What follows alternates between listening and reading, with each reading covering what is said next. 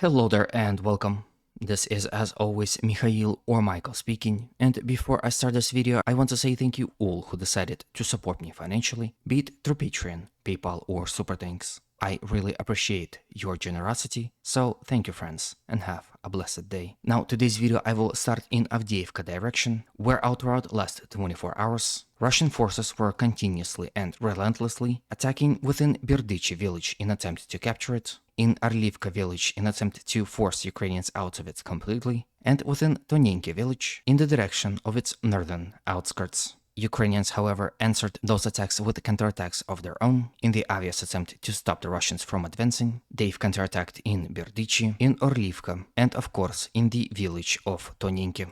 But despite all of those efforts, it seems that Russians came on top and achieved small but important victories in 3 of those settlements. First, let's discuss situation in the village of Berichi, where Russian forces continued their storming operation towards the center of the village itself. Ukrainian counterattacks did little to no damage, and because of that, Russian forces were able to advance further towards the center, capturing this small portion of the village in the process. There is a reason why I gave context to what is happening on the front line, to explain why this what would seem to be a small territorial gain is actually very important for the entire front line. Russian and Ukrainian sources report of extremely heavy fighting here in this area, and every territorial gain is absolutely vital. As you can see, slowly but surely, Russian forces are squeezing Ukrainian formations out of Berichi, forcing them to retreat towards Semenivka and their positions in the open fields and along the force lines. And when it comes to defensive capabilities,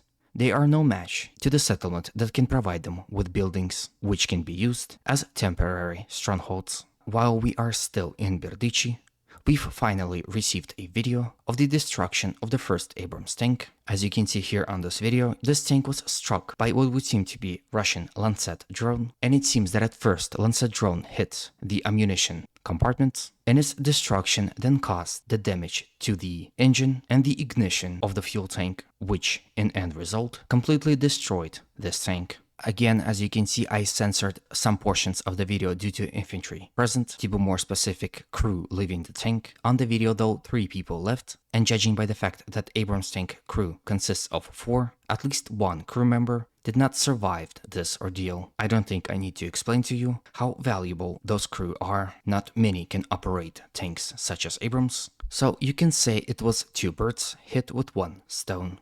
From Berichi village, let's go to Orlivka. Situation here is exactly the same. Here Russian forces are engaged in storming operations, attacking in the direction of the northern portion of the village, in attempt to squeeze Ukrainians out of it. And it seems that the pressure applied was enough for Ukrainians to finally start their retreat. According to some reports, slowly but surely Ukrainians are pulling away from the village and retreat towards Semenivka, which is located here.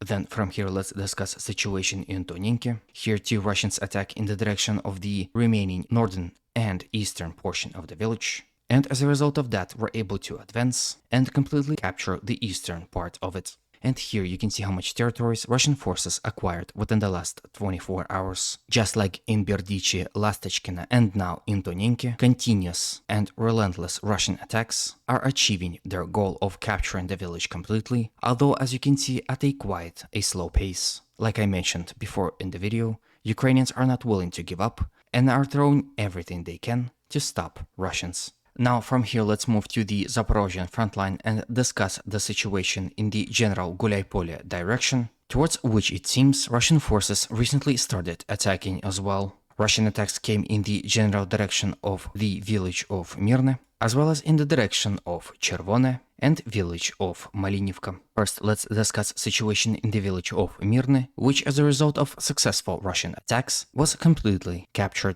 The reports of Russians entering this village is not that fresh. However, just recently Russian forces were able to not only completely take control over the village, but advance and capture positions to the north of it, along the force lines and along this road, increasing the buffer zone around the village, thus saving it from future Ukrainian counterattacks. With the village now captured, many possibilities open for the Russian army. As you can see now, they gain ability to attack along this road, which eventually leads towards Gulyai-Pilskaya, or this road which leads to Charivny.